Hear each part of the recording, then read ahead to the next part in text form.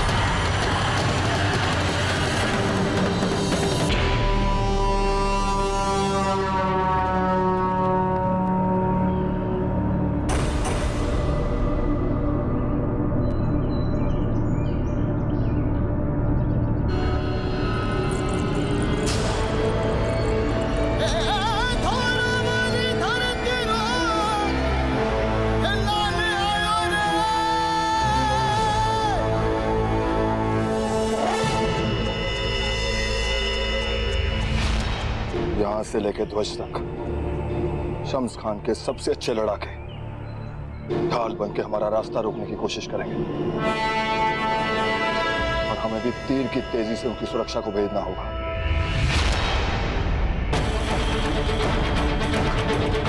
मेरे वीरों, ये एक सच्चाई है। इस अभियान में हमारे कुछ वीर गति को प्राप्त होंगे, लेकिन उन सब के बलिदान को सार्थकता तभी मिल पाएगी जब हम सब अपने अंतिम लक्ष्य तक पहुंच गए।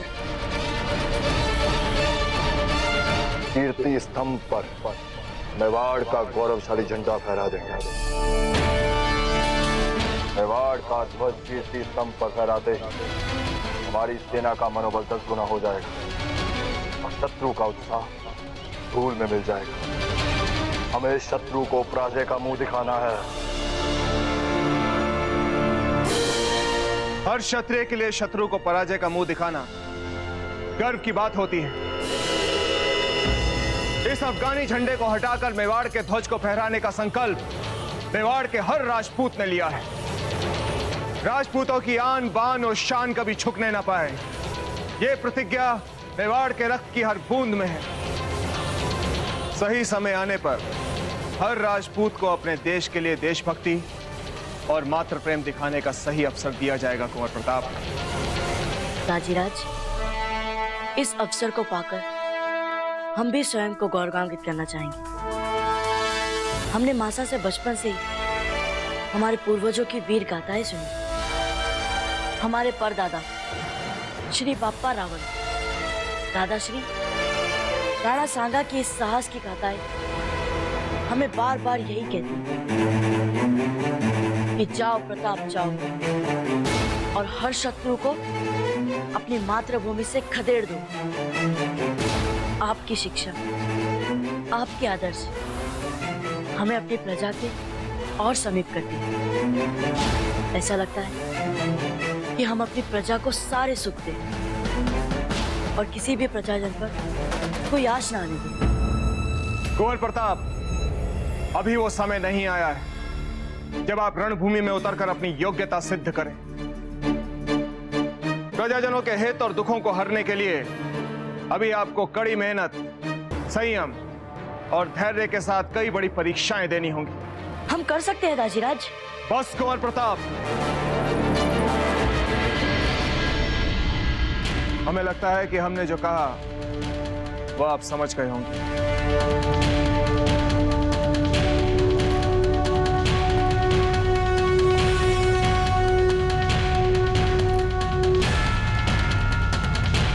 मेवाड़ी ध्वज स्वयं को चित्तौड़ के किले पर फहराने का अवसर उचित योद्धा को देगा। समय आएगा, दीक्षा करो कुंवर प्रताप। समय आ चुका है दाजीराज। जय मेवाड़! जय मेवाड़! आक्रमण!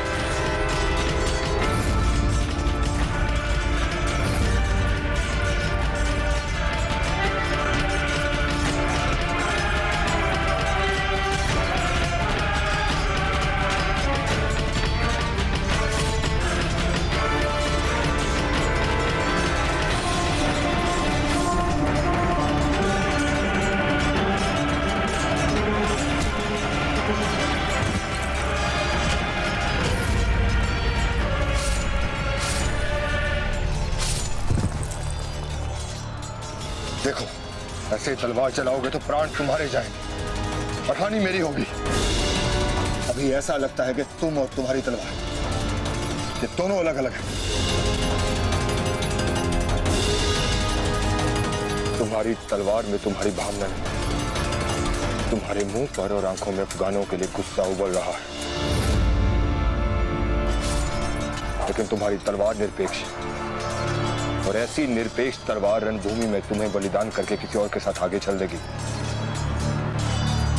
पर होना यूं चाहिए कि तुम और तुम्हारी तलवार दोनों ऐसे एक हो जाएं कि तुम्हारी तलवार तुम्हारा ही एक अंग हो। कि जैसे ये तुम्हारा लोहे का हाथ हो और इसी पे कटेली धार हो। तुम्हारी भावना तलवार के साथ बहनी चाहिए, तभी तुम्हारी तलवार शत्रु पर काल बन के चमके। समझे? जी हुकुम, समझ गए और अब कभी नहीं भूलूंगा।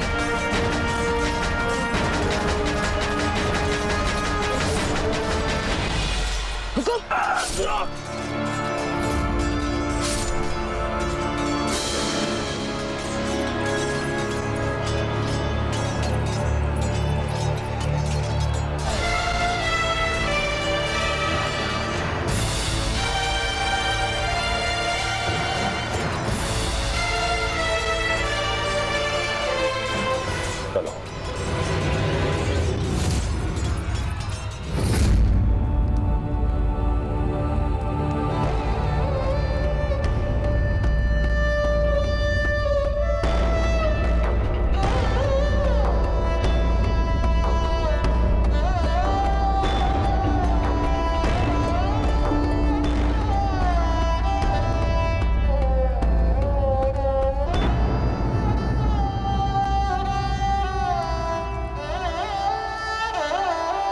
गुरु द्रोणाचार्य के मुख से हमने पहली बार ये लाइनें शायद सुनी थी कि अपने शस्त्र को अपने शरीर का एक अंग बना दीजिए, तभी वो शस्त्र आपके साथ जुड़ करके आपकी भावनाओं के साथ बह करके आपके शत्रु का संहार करे। दरअसल ये लाइनें कुछ ऐसी लाइनें हैं जिसमें आप जो भी शस्त्र इस्तेमाल करें, चाहे वो बंदूक हो, चाहे वो तलवार हो, चाहे वो भाला हो, कृपाण, कटार, कुछ भी हो, उसकी प्रैक्टिस कुछ इस तरीके से होनी चाहिए कि उसकी दूरी आपको अंदाजा हो जाए कि हाँ ये मेरा हाथ 3 फीट का है तो तलवार भी 3 फीट की है। तो अगर कोई 6 फीट दूर है तो 6 फीट दूरी कितनी होती है पहले तो ये पता हो। डेली रूटीन में कोई चीज अगर हाथ में Practice रहती है तो ये रहता है कि वो नहीं रहती तो हमें ऐसा लगता है कि हाँ कुछ मिसिंग है। Something is missing. तो वैसा ही कुछ बताया उन्होंने और अच्छा ज्ञान मिल रहा है, अच्छा अध्ययन करने को मिल रहा है कुंवर प्रताप को, वो भी रणभूमि में सबसे लाइव एग्जांपल के साथ। लाइव एग्जाम्पल कि यहाँ युद्ध चल रहा है, अब आप प्रैक्टिकल करो बेटा, इधर ज्ञान दिया इधर ले। तुरंत फॉलो। ठीक है ठीक है दूसरा मैच। तो कुंवर प्रताप की नजरें सीधे अफगान के झंडे पे हैं कि वो कब उतरे और उनको वो सब चीजें फ्लैशबैक हो रही है कि हाँ मेवाड़ का झंडा मुझे ही वहां लगाना है। कैसे मुझे मेरे पिताजी ने बोला था कि जब तुम्हारा वक्त आएगा तो सब कुछ तुमको मिल जाएगा, लेकिन अभी तुम्हारा वक्त नहीं आया। यही वो पल, यही वो पल है। ये तुमसे ये 19 मिनट ना कोई नहीं सकता, यही वो पल है। फिलहाल के लिए इस एपिसोड को मित्रों करते हैं समाप्त, शीघ्र ही मिलेंगे नए के साथ। तब तक के लिए राधे।